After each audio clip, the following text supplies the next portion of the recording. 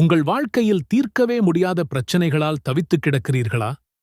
நீங்கள் கையேந்திக் கேட்கும் துஆக்கள் அல்லாஹ்வை சென்றடையவில்லையோ என்று கவலைப்படுகிறீர்களா?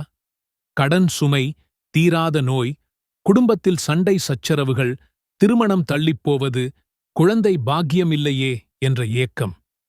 இப்படிப்பட்ட பாரங்கள் உங்கள் இதயத்தை அழுத்திக் கொண்டிருக்கிறதா? மனம் தளர வேண்டாம். உங்கள் கண்ணீரைத் துடைத்து உங்கள் கவலைகளுக்கு ஒரு வழிகாட்டப் போகும் நேரம்தான் தஹஜ்ஜுத்.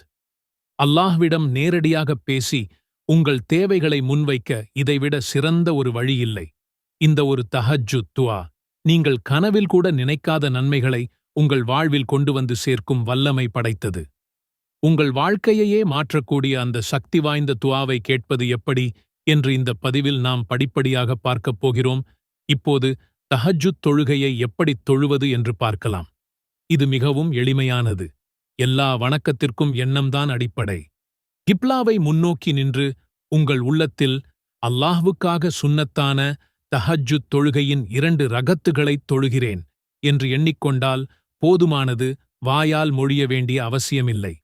பிறகு அல்லாஹு அக்பர் என்று கூறி தொழுகையைத் தொடங்குங்கள். தஹஜ்ஜுத் தொழுகையை 2 ரகத்துகளாகத் தொழ வேண்டும். குறைந்தபட்சம் 2 ரகத்துகள். நபிகள் நாயகம் ஸல்லல்லாஹு அலைஹி வஸல்லம் அவர்கள் பொதுவாக 8 ரகத்துகள் தொழுது பிறகு 3 வித்ர் தொழுவார்கள். உங்களால் முடிந்தால் 8 ரகத்துகள் அல்லது அதற்கு மேலும் தொழலாம். முடியவில்லை என்றால் குறைந்தபட்சம் 2 ரகத்துகள் தொழுவதையாவது வழக்கமாக்கிக் கொள்ளுங்கள். எண்ணிக்கையை விட தொடர்ச்சியாகச் செய்வதில்தான் அதிக மகத்துவம் இருக்கிறது. சூரா ஃபாத்திஹாவுக்குப் பிறகு உங்களுக்குத் தெரிந்த குர்ஆன் வசனங்களை ஓதலாம். நபிகள் நாயகம் ஸல்லல்லாஹு அலைஹி வஸல்லம் அவர்கள் இரவுத் தொழுகையில் நீண்ட நேரம் நிற்பதை வழக்கமாகக் கொண்டிருந்தார்கள். எனவே உங்களுக்கு நீண்ட சூறாக்கள் தெரிந்தால் அவற்றை ஓதுவது மிகச் சிறந்தது. சூரா யாசீன், சூரா முல்க் போன்ற சூறாக்களை ஓதலாம். ஒருவேளை நீண்ட சூறாக்கள் தெரியாவிட்டாலும் கவலைப்பட வேண்டாம். உங்களுக்குத் தெரிந்த சிறிய சூறாக்களை ஓதியாவது தொழுங்கள். அல்லாஹ் உங்கள் தகுதியை பார்ப்பதில்லை, உங்கள் முயற்சியைத்தான் பார்க்கிறான். இப்போது நாம் மிக முக்கியமான பகுதிக்கு வந்துவிட்டோம். தஹஜ்ஜுத் தொழுகையின் ஆன்மாவே துஆதான். உங்கள் தொழுகையை முடித்த பிறகு நீங்கள் கேட்கும் அந்த துஆவுக்காகத்தான் வானத்தின் வாசல்கள் திறக்கப்படுகின்றன. எப்போது, எப்படி துஆ கேட்பது? துஆ கேட்பதற்கு 2 மிகச் சிறந்த இடங்கள் உண்டு. ஒன்று, தொழுகையில் நீங்கள் செய்யும் சுஜூதில். நபிகள் நாயகம் ஸல்லல்லாஹு அலைஹி வஸல்லம் அவர்கள் கூறினார்கள், ஓர் அடியான் தன் இறைவனிடம் மிக நெருக்கமாக இருப்பது சுஜூதில்தான். எனவே அதில் துஆவை அதிகப்படுத்துங்கள். சுஜூதில் உங்கள் தாய்மொழியில் உங்கள் உள்ளத்தின் ஆழத்திலிருந்து வரும் வார்த்தைகளைக் கொண்டு அல்லாஹ்விடம் கேளுங்கள். 2வது, தொழுது முடித்து சலாம் கொடுத்த பிறகு 2 கைகளையும் ஏந்தி அல்லாஹ்விடம் மன்றாடுவது.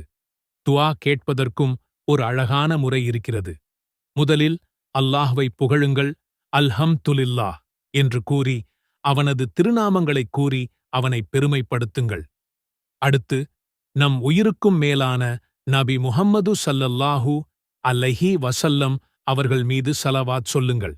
பிறகு உங்கள் பாவங்களுக்கு மன்னிப்புக் கேளுங்கள். அஸ்தஃபிருல்லாஹ், யா அல்லாஹ், நான் அறிந்தும் அறியாமலும் செய்த பாவங்களை மன்னிப்பாயாக என்று மனமுருகிக் கேளுங்கள். அதன் பிறகு உங்கள் தேவைகளை ஒவ்வொன்றாக தெளிவாக அல்லாஹ்விடம் வையுங்கள். உங்கள் கடன் தீர வேண்டுமா? நோய் குணமாக வேண்டுமா? நல்ல வாழ்க்கை துணை வேண்டுமா? குழந்தை பாக்கியம் வேண்டுமா? பிள்ளைகள் நல்லவர்களாக இருக்க வேண்டுமா? உங்கள் மனதின் பாரங்களையெல்லாம் கண்ணீரோடு இறக்கி வையுங்கள். கேட்டது உடனடியாக கிடைக்கவில்லை என்றால் மனம் சோர்ந்து விடாதீர்கள். உங்களுக்கு எது சிறந்தது, எப்போது சிறந்தது என்பதை அல்லாஹ் மிக அறிந்தவன். அவன் உங்கள் துஆவிற்கு 3 வழிகளில் பதிலளிக்கிறான். நீங்கள் கேட்டதையே தருவான், அல்லது அதைவிடச் சிறந்ததைத் தருவான், அல்லது உங்கள் துஆவின் பரக்கத்தால் உங்களுக்கு வரவிருந்த ஒரு தீமையைத் தடுப்பான். இறுதியாக மீண்டும் நபிகள் நாயகம் ஸல்லல்லாஹு அலைஹி வஸல்லம் அவர்கள் மீது ஸலவாத் கூறி ஆமீன் என்று உங்கள் துஆவை முடியுங்கள். திருக்குர்ஆன்ல அல்லாஹ் சொல்றான், மீனின் வயிற்றில் இருந்த அவர் இருள்களிலிருந்து லா இலஹ இல்ல அன்த சுப்ஹானக இன்னி குன்து மினல் ظالمين. துஆவின் பொருள், உன்னைத் தவிர வணக்கத்திற்குரிய நாயன் யாருமில்லை. நீ மிகவும் தூய்மையானவன். நிச்சயமாக நான் அநியாயக்காரர்களில் ஒருவனாகிவிட்டேன். நபி ஸல்லல்லாஹு அலைஹி வஸல்லம் அவர்கள் கூறினார்கள், மீனுடையவர் யூனுஸ் நபி மீனின் வயிற்றில் இருந்தபோது செய்த பிரார்த்தனை. எந்த ஒரு முஸ்லிம் எந்த ஒரு விஷயத்துக்காகவும் இதைக் கொண்டு பிரார்த்தனை செஞ்சாலும் அல்லாஹ் அவருடைய பிரார்த்தனையை அங்கீகரிக்காமல் இருப்பதில்லை. திர்மிதி. இன்னொரு அறிவிப்புல நபி ஸல்லல்லாஹு அலைஹி வஸல்லம் அவர்கள், அல்லாஹ் மேல சத்தியமா ஒரு நம்பிக்கையாளர் இந்த துஆவக் கொண்டு பிரார்த்திச்சா அவர் கேட்பதை அல்லாஹ் அவருக்கு கொடுப்பான் என்று சொன்னதா வருது. கொஞ்சம் சிந்திச்சுப் பாருங்க. நபி ஸல்லல்லாஹு அலைஹி வஸல்லம் அவர்களே அல்லாஹ்வின் மீது சத்தியம் செஞ்சு சொல்றாங்கன்னா அந்த வார்த்தைகளோட வலிமையும் உண்மையும் எவ்வளவு ஆழமானதா இருக்கும். இந்த திக்ரோட மகத்துவத்தை முழுசா புரிஞ்சுக்க நபி யூனுஸ் அலைஹிஸ்ஸலாம் அவங்க இருந்த அந்தச் சூழலை நாம கற்பனை செஞ்சு பார்க்கணும். அவங்க ஒரு இருள்ல இல்ல, 3 இருள்கள்ல சிக்கியிருந்தாங்க. கடலோட மேல்பரப்பே இருட்டா இருக்கும். அப்போ அதோட ஆழம் எப்படிப்பட்ட இருட்டா இருந்திருக்கும்.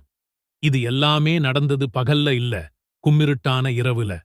இந்த 3 அடர்த்தியான நம்பிக்கையே இல்லாத இருள்களுக்கு நடுவுல இருந்துதான் அந்த வார்த்தைகள் பிறந்ததுதான் அந்த துஆ.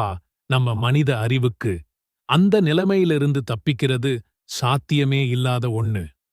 ஆனா நபி யூனுஸ் அலைஹிஸ்ஸலாம் அவங்க வேற எந்த மனுஷன்கிட்டையும் உதவி கேட்கல, எந்த பொருள் மேலையும் நம்பிக்கை வைக்கல. நேரடியா அல்லாஹ்வோட பேசினாங்க. இப்போ மிக முக்கியமான கேள்விக்கு வருவோம். இந்த சக்தி வாய்ந்த திக்ரை தஹஜ்ஜத் தொழுகையில எப்படி பயன்படுத்துறது? தஹஜ்ஜத் தொழுகையோட சுஜூத் ஒரு அடியான் அல்லாஹ்வுக்கு மிக நெருக்கமா இருக்கிற இடம். உங்க நெற்றி பூமியில படுற அந்த பணிவான நிலையில சுஜூத்தோட தஸ்பீஹ்களை ஓதினதுக்கு அப்புறம் இந்த திக்ரை ஓதுங்க. இதை 3 முறை 5 முறை 7 முறைன்னு உங்களுக்கு எவ்வளவு முடியுமோ அவ்வளவு ஓதலாம். அதுக்கப்புறம் உங்க சொந்தத் தேவைகளை உங்க தாய்மொழியிலேயே உங்க சொந்த வார்த்தைகள்ல அல்லாஹ் கிட்ட கேளுங்க. முக்கியமான விஷயம், இதை ஒரு மந்திரம் மாதிரி அர்த்தம் புரியாம சொல்றதை விட ஒவ்வொரு வார்த்தையோட ஆழத்தையும் உணர்ந்து சொல்றதுதான். உங்க இயலாமையை உணருங்க, அல்லாஹ்வோட மகத்துவத்தை உணருங்க, உங்க பாவங்களை நினைச்சு வருந்துங்க, கண்ணீரோட கேளுங்க. நிச்சயம் மீனின் வயிற்றிலிருந்து தன் நபியை காப்பாற்றிய இறைவன் உங்க கவலைகளின் இருளிலிருந்து உங்களையும் காப்பாற்றுவான். உங்கள் வாழ்க்கை தேக்கமாக இருக்கிறதா? மனசுக்குள் ஒரு பாரம், ஒரு தயக்கம், ஒரு இனம் புரியாத பயம் இருக்கிறதா? கடந்த கால தவறுகள், நீங்கள் செய்த சறுக்கல்கள் உங்கள் மனதை அழுத்துகிறதா?